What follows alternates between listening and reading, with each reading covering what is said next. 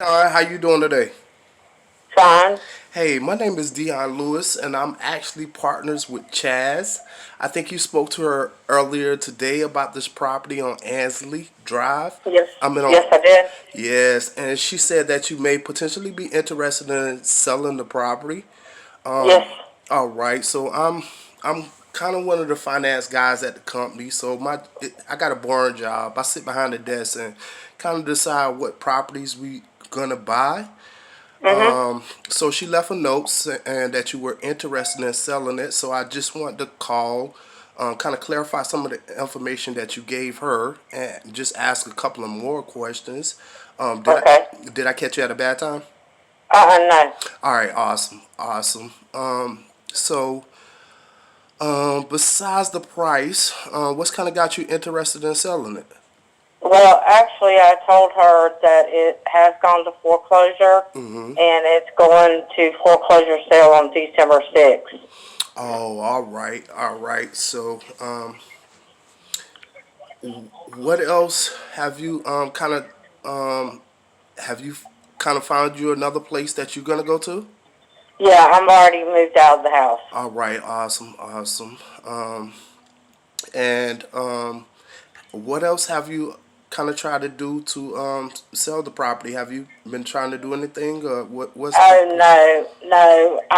Actually, me and my husband bought it back in November of 2020, Mm-hmm. but he passed away 3 months after we purchased the property. Oh, I'm so sorry to And hear that. yeah, I lost my daughter and my husband 30 days apart. Oh wow. And yeah, so it became impossible for me actually to make the payments and keep the house. Uh-huh. So there's, really no way I can keep the house. And so that's why I didn't really get into it with her when she called. Uh-huh. But yeah, I'm interested in, going ahead and trying to sell it before it really went to foreclosure sale. Uh-huh. And somebody just, took it, at a price that, at a cheap price Yeah. when I'd like to sell it for something and get something out of it. Yeah, I definitely understand that. I know that you said that you have been having some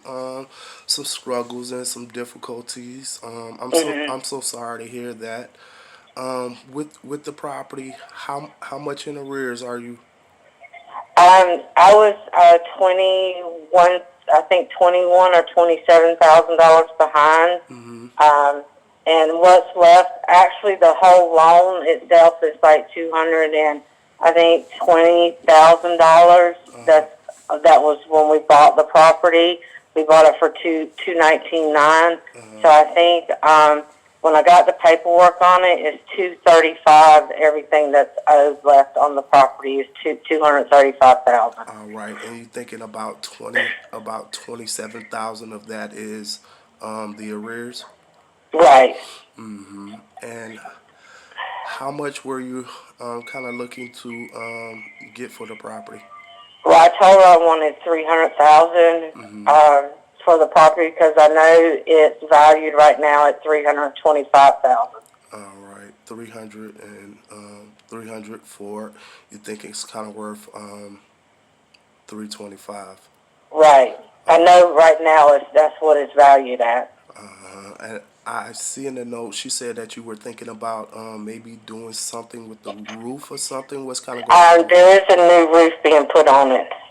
Oh, all right. So you already have kind of began that process and stuff. Right. A new guy. There's a guy named Mike Kraft who owns a roofing company, Mm-hmm. and he's going to be putting a new roof on it. Oh, all right, all right. And as I know that you kind of recently purchased the property. You haven't owned it too long. Um, No. as far as other repairs to the property, there is pretty good. Right. Yes. Mm-hmm. Got a pool and everything. I put a new liner in the pool. I paid almost $5,000 for the new liner in the pool. All right. So with the purchase price of 300, and you thinking that the arrears are about um, two 220. I know the paperwork that I got on it Mm-hmm. from the lawyer's office, total that had to be paid was 235,000. Oh, all right. And um, as far as the monthly payments on that, what is the PITI looking like? My monthly payments was 1,600. 1,600. Yeah, And that was principal, interest, the taxes, and the insurance. yeah, yeah. All right. Um, I don't I don't know if we could potentially get up to the 300. Um, just taking into consideration that we would have to um, pay those arrears, pay the loan amount, and then for us, we would need to kind of make some kind of profit. So we would actually, go in, kind of give it a little spruce up, and then Mhm, sell the property again. mhm, With us paying 300, that wouldn't even include our like closing costs and other fees that we would have associated with the property. Um, mhm. Let me ask you this though: if I could catch up the arrears, would you be open to me potentially just taking over this loan and making the payments on it? Um, I guess. I mean, but it's not leaving me any money. Yeah. Oh, what I'm saying is, I would still pay you some money. We could come up with a number. I just know that I couldn't get to the 300. Mhm. We could potentially. I know you're thinking like 325 is. I mean, 225 is kind of what the everything that's kind of going to be owed. Mhm. I don't know exactly what we could potentially come up to yet, but Mhm. I do know that could potentially get you some money in your pocket. That way, you can kind of get you a fresh start and kind of get Right. established and stuff like that. Right. That's what I would like. All right. So, um, what I would like to do, do you happen to have a copy of the like the last mortgage statement or the Yeah, it just came in the mail today. all right. If you could, when we hang up, could you potentially just kind of take a screenshot of it and send it to me? And Yeah, as soon as I go pick it up, it's in the mail today. It's oh, still at the mailbox. I haven't picked it up yet. all right. So me and a little bit about me and my team. We actually, if we're able to come to agreement on this property and just catch up the arrears, and we become responsible for making those mortgage payments. Um, Mhm. the good thing about that is it would actually not show up as a foreclosure on your record. And then Mhm. by us consistently making those payments, it would actually increase your credit score and stuff like that. So whenever you're Mhm. ready to actually purchase another property, Mhm. you'll be in a better financial situation as far as credit wise. Right. And what we do is we actually use a third party servicing company. So we make our payments to the third party servicing company. We pay them like $15, $17 a month. Then they make the payments to the loan, and then you will get an email saying, "Hey, listen, Dion them made the payment," and stuff like that. And what we also do is inside of our agreement, we put what is called a performance deed or a deed in lieu of foreclosure.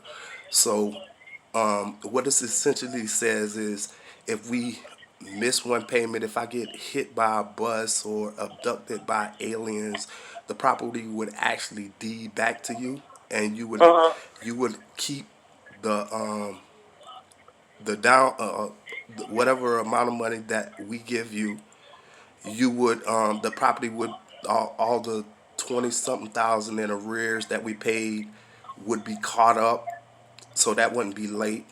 But if I miss a payment on that 31st day, the property deeds back to you, and you can turn around and sell the property again.